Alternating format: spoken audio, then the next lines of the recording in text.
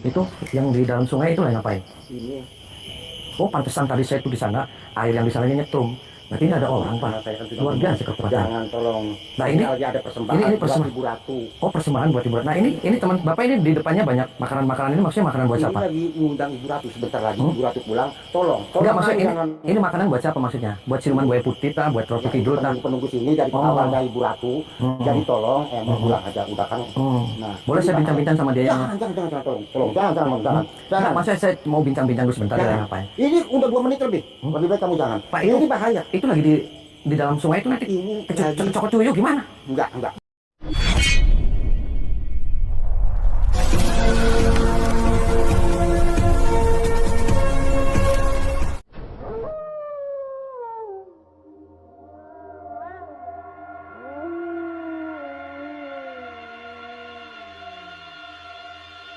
Assalamualaikum warahmatullahi wabarakatuh.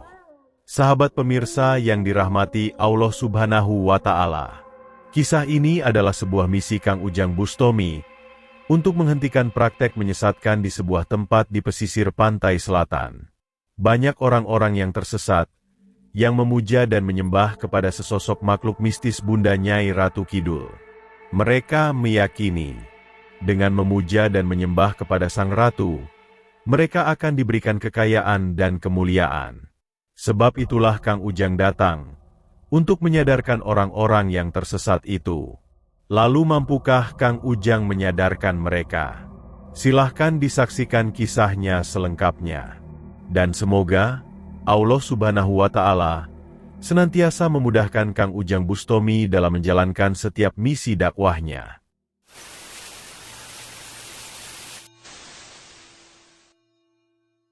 Jadi saya malam hari ini tuh, saya sudah berada di tengah-tengah kali, laut, tengah kali. Untuk lupa kali. Jadi saya itu ada informasi bahwa saya di sini pengikut penyembah daripada Nyai Roro Kidul. Lagi pada ritual dan lagi mau persembahkan tumbal untuk Nyai Roro Kidul. Biasa. Namanya Mbak. Allahumma sholli ala Muhammad ya Rabbi sholli alaihi wasallim. Allahumma sholli ala Muhammad ya Rabbi sholli alaihi wasallim. Rabbi fanfa'na ببركتهم واهدنا الحسنى بحرمتهم ربي فانفعنا ببركتهم واهدنا الحسنى بحرمتهم.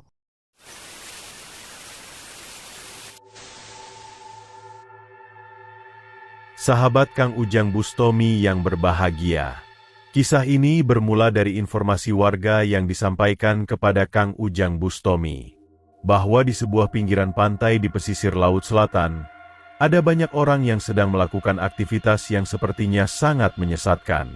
Mereka diketahui melakukan ritual memuja sang makhluk mistis Bunda Nyai Ratu Kidul, yang diyakini bisa memberikan mereka kekayaan dan kemuliaan. Ada berbagai cara mereka dalam melakukan ritual pemujaannya. Ada yang dengan bertapa di dalam air, membakar dupa dan berbagai sesajian ubhorampe, bahkan ada yang juga memberikan tumbal darah hewan dan lain sebagainya. Fenomena ini tentu sangatlah memiris hati orang-orang yang yakin kepada adanya Tuhan Allah yang Maha Kuasa. Bagaimana mungkin mereka melakukan hal tersebut? Padahal hanya Allah yang memiliki segalanya. Allah lah Tuhan yang menguasai seluruh alam, dan Dia yang maha memberi kepada para makhluknya. Sedangkan Nyai Ratu Kidul yang katanya ada dan memberi banyak hal itu, pun sesungguhnya juga makhluk ciptaan Tuhan. Adapun mungkin mereka benar ada, tentu juga atas kehendak dan izin dari Tuhan. Sehingga jika manusia ingin meminta sesuatu, tentu seharusnya kepada Tuhan yang maha memiliki segalanya. Namun memang, Tuhan juga menciptakan iblis untuk menjadi ujian bagi umat manusia. Mereka dengan tanpa lelah di setiap waktu, akan terus menjerumuskan manusia agar menentang perintah dari Tuhannya. termasuk para orang-orang yang kemudian tersesat dengan menyembah Sang Nyai Ratu Kidul ini. Dengan tipu daya yang luar biasa, iblis berhasil mempengaruhi mereka, sehingga melakukan perbuatan musyrik menyekutukan Allah Subhanahu wa Ta'ala. Sebab itulah Kang Ujang yang telah dititipi kekuatan oleh Tuhan, mencoba untuk mendatangi dan menyadarkan orang-orang tersesat itu. Dan benar saja, ketika Kang Ujang sampai di tepian pesisir pantai selatan itu, Kang Ujang merasakan kekuatan mistis yang sangat kuat. Dan sepertinya makhluk-makhluk iblis itu bergentayangan di sana. Mereka terus berusaha menguasai orang-orang yang tersesat itu, sehingga mereka tetap abadi dengan kesesatannya. Kang Ujang pun melihat ada beberapa orang yang ada di sana. Sepertinya mereka juga sedang melakukan ritual menyesatkan itu. Dan benar saja, ketika Kang Ujang menemuinya dan mencoba berbincang dengannya, orang tersebut mengatakan bahwa dia dan beberapa temannya sedang melakukan pemujaan kepada Nyai Ratu Kidul untuk meminta kekayaan dan kemuliaan. Berarti ini ada orang, Pak.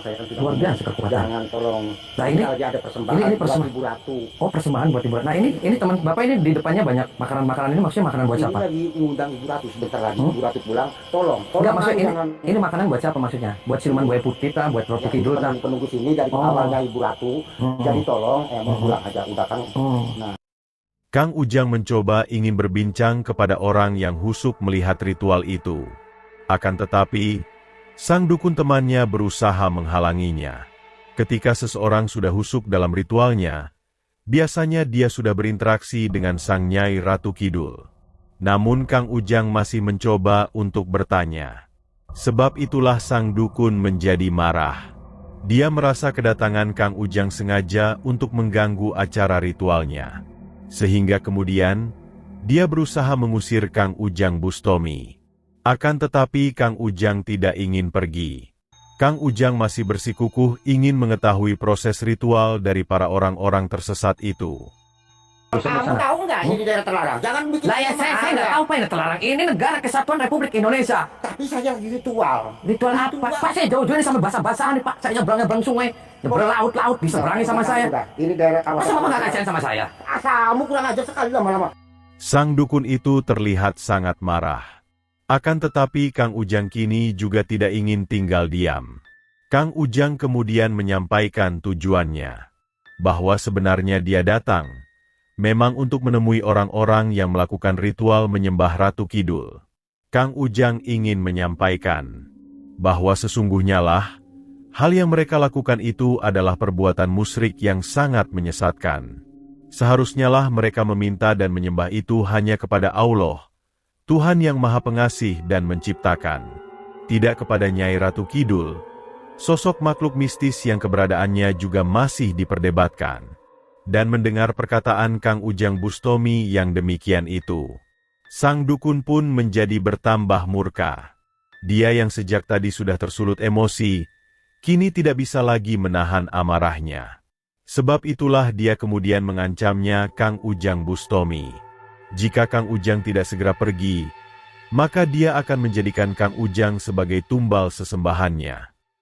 Ingin dijadikan tumbal yang kedua kan? Ya, sok. Mau apa kamu? Hah? Saya udah kandung basah-basahan. Saya cecak-cecak Kalau semua. nggak mau pulang menyesal kamu. Ya, sok. Jangan kira kamu punya nyawa kedua kamu. Ya, silakan.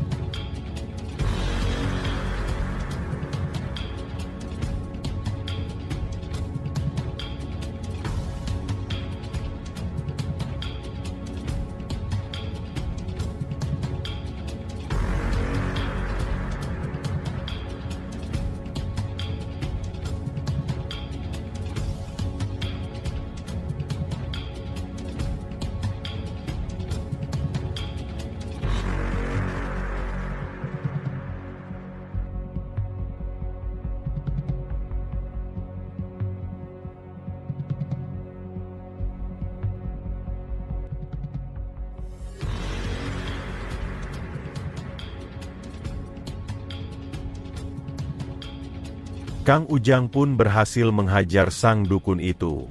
Namun sayang sebelum Kang Ujang berhasil melumpuhkannya, sang dukun itu kemudian kabur melarikan diri. Kang Ujang kemudian mendatangi dan menghentikan seorang dukun lain yang sedang husuk melakukan ritualnya. Kang Ujang berkata kepadanya, yaitu agar menghentikan ritualnya yang menyesatkan. Kang Ujang meminta agar menyembah itu hanya kepada Allah dan tidak kepada makhluk ciptaannya yang lemah. Namun sang dukun juga sangat marah dengan perkataan Kang Ujang Bustomi. Sehingga tidak ingin berpikir panjang, dia segera menghajar Kang Ujang dengan ilmu yang dimilikinya. Ini siang ngejago di dia. Nyeset, ini kereta siapa? Siang ini kereta goblok. Sok ini. Siapa goblok? Aing kesuka aja.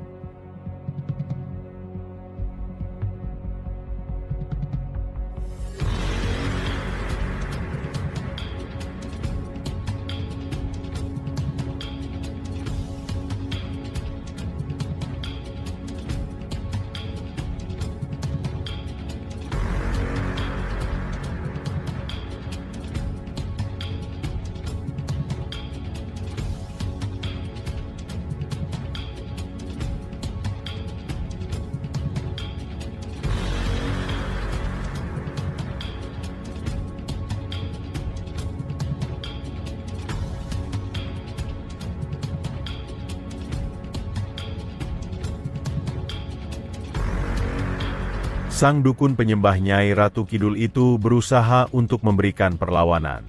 Akan tetapi, yang dihadapinya adalah Kang Ujang Bustomi, seorang tokoh spiritual pemilik ilmu hikmah, yang belum pernah ada yang bisa menandingi.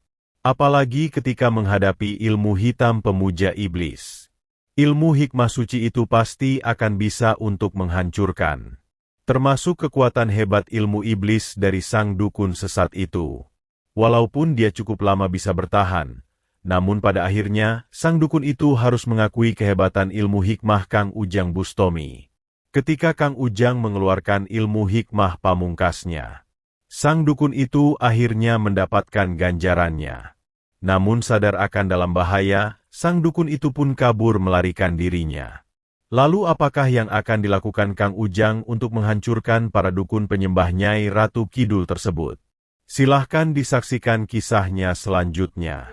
Terima kasih telah menyaksikan kisah dakwah inspiratif yang penuh edukasi dan kemuliaan ini. Ambillah sisi positifnya dan buanglah sisi negatifnya. Tentunya kami juga sangat berharap kisah dakwah yang kami sajikan ini bisa memberikan manfaat, juga bisa jadi petunjuk bagi para pemirsa. Dan semoga Allah Subhanahu wa Ta'ala senantiasa memberikan banyak karunia-Nya kepada kita semuanya.